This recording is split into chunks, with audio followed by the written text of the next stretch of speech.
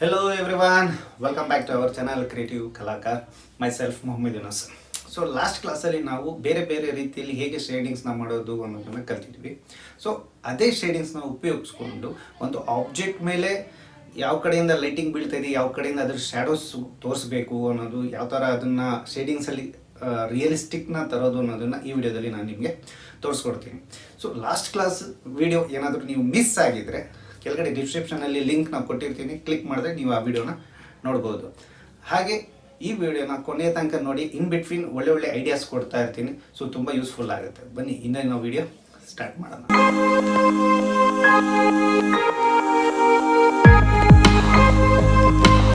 So ಇವತ್ತು use ಮಾಡ್ತಾರೋ pencils 2H 2B 4B ಮತ್ತು 8B. ಸೊ ಈ ಶೇಡ್ಸ್ನ ಯೂಸ್ ಮಾಡ್ಕೊಂಡು ಈ ಪೆನ್ಸಿಲ್ಸ್ನ ಯೂಸ್ ಮಾಡಿಕೊಂಡು ಈ ಡ್ರಾಯಿಂಗ್ನ ನಾನು ನಿಮಗೆ ಮಾಡಿ ತೋರಿಸ್ತೀನಿ. ಸೊ ನಿಮ್ಮ ಮಾಡೋವಂಥ ವರ್ಕ್ಗೆ ತುಂಬ ಯೂಸ್ಫುಲ್ ಆಗುತ್ತೆ. ಸೊ ಸ್ಟಾರ್ಟ್ ಮಾಡೋಣ. ಸೊ ಫಸ್ಟ್ 2H ತೊಗೊಂಡಿದ್ದೀನಿ. 2Hಲ್ಲಿ ಫಸ್ಟ್ ಸನ್ ಇಲ್ಲಿದೆ. ಸೊ ಈಗ ನಾನು ಇಲ್ಲಿ 3 ಪಾಟ್ಸ್ನ ಮಾಡ್ತೀನಿ. ಸೊ ಸೇಮ್ ಸೈಜ್ ಮತ್ತು ಸೇಮ್ ಲೆವೆಲಲ್ಲಿ ಬರೋ ಥರ. ಸೊ ಆ ಪಾಟ್ ಹೇಗಿರುತ್ತೆ, ಸೊ ಇಲ್ಲಿ ಜಾಮೆಟ್ರಿಕಲಲ್ಲಿ ತೋರಿಸ್ತೀನಿ ನಿಮಗೆ, ಸೊ ಐಡಿಯಾ ಬರುತ್ತೆ. ಸೊ ಈಕ್ವಲ್ ಆಗಿರಬೇಕು. ಯಾವತ್ತೂ ಅಷ್ಟು ಮಾಡ್ತಿರೋದು ಪಾಟ್ ಏನಾಗುತ್ತೆ, ಈಕ್ವಲ್ ಆಗಿ ಇರುತ್ತೆ. ಸೊ ಈ ಥರ ಪಾಟ್ ರೆಫರೆನ್ಸ್ ಇಟ್ಕೊಂಡು ನಾನು ಇದರಿಂದ ಹೀಗೆ ಲೈಟಿಂಗ್ ಇದ್ರದ್ದು ಎಫೆಕ್ಟ್ ಆಗುತ್ತೆ, ಈ ಥರ ಡಾರ್ಕ್ ಶೇಡ್ಸ್ ಮತ್ತು ಲೈಟ್ ಶೇಡ್ಸ್ ಹೇಗೆ ಕಾಣಿಸುತ್ತೆ ಅನ್ನೋದನ್ನು ತೋರಿಸ್ಕೊಡ್ತೀನಿ. ಸೊ 2H ಪೆನ್ಸಿಲ್ ತೊಗೊಂಡಿದ್ದೀನಿ. 2H ನಾನು ಫಸ್ಟ್ ಲೈಟಾಗಿ ಸ್ಕೆಚ್ ಮಾಡ್ಕೊತೀನಿ.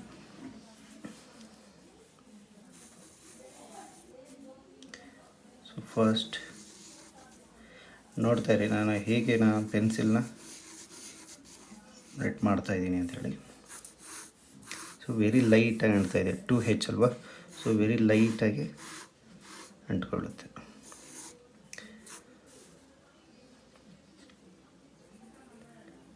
ಈಗ ನಾನು ಪರ್ಫೆಕ್ಟಾಗಿ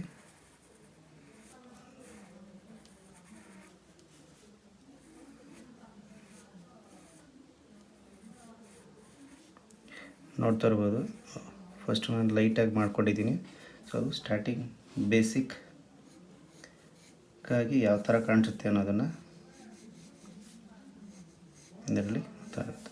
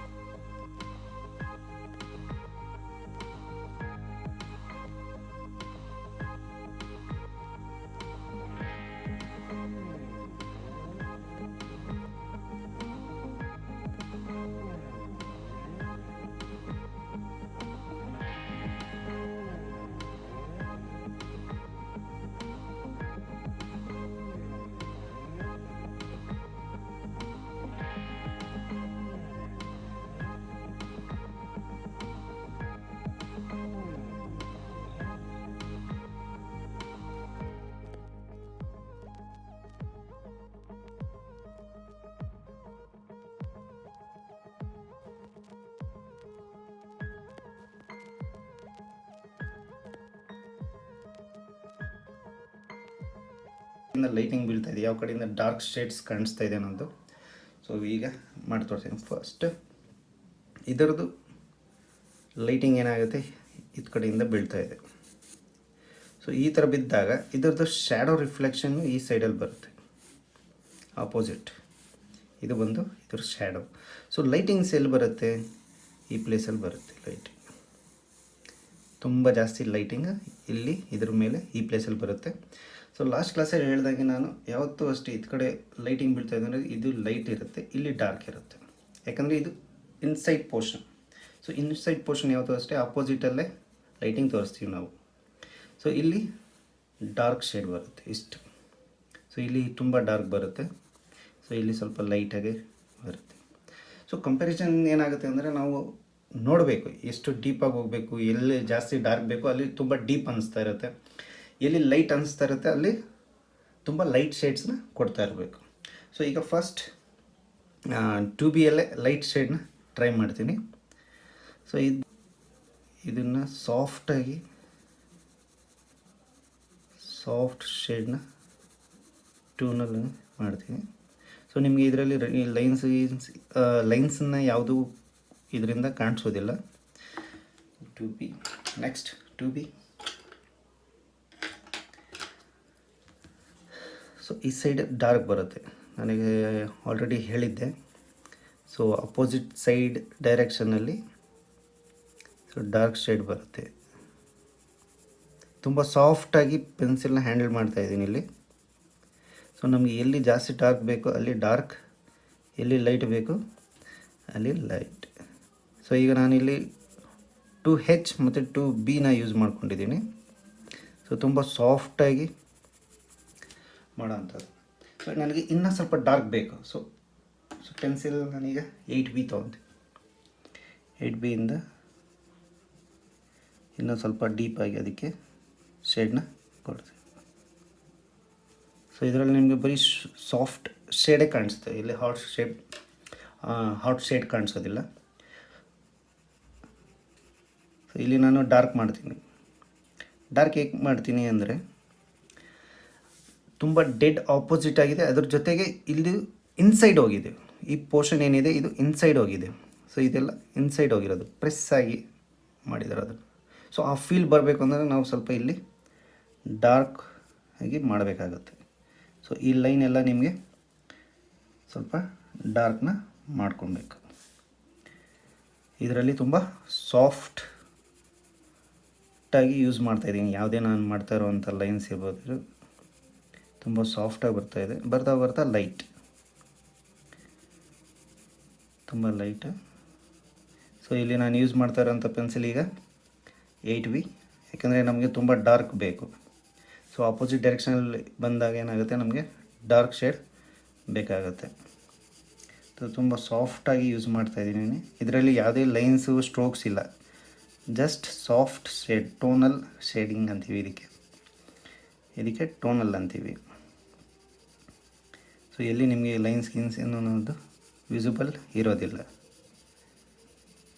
ಸೊ ನಮಗೆ ಈಗ ಡಾರ್ಕ್ ಶೇಡ್ ಬೇಕಾಗಿರೋದ್ರಿಂದ ನಾನು ಡಾರ್ಕ್ ಪೋರ್ಷನ್ನ ಕಂಪ್ಲೀಟ್ ಮಾಡ್ತಾಯಿದ್ದೀನಿ ಈಗ.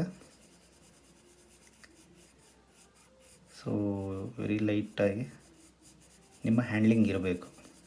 ಸೊ ಎಲ್ಲಿ ಜಾಸ್ತಿ ಡಾರ್ಕ್ ಬೇಕೋ ಅಲ್ಲಿ ಮಾತ್ರ ನಿಮ್ಮದು ಸ್ವಲ್ಪ ಹಿಡಿತ, ನೀವು ಪೆನ್ಸಿಲ್ ಹೋಲ್ಡ್ ಮಾಡೋದು ಸ್ವಲ್ಪ ಗಟ್ಟಿ ಬರಬೇಕು, ತುಂಬ ಸಾಫ್ಟಾಗಿ.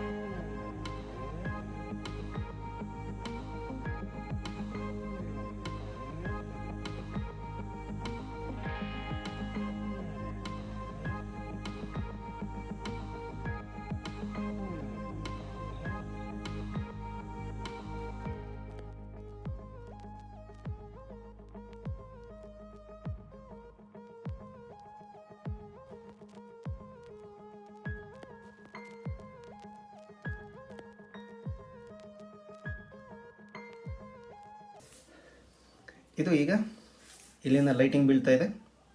ಸೊ ನಾವು ಡಾರ್ಕ್ ಮತ್ತು ಲೈಟ್ ಮೀಡಿಯಮ್ ಡಾರ್ಕ್ 3 ಶೇಡ್ನ ನಾವು ಇದರಲ್ಲಿ ತೋರಿಸಿದ್ದೀವಿ.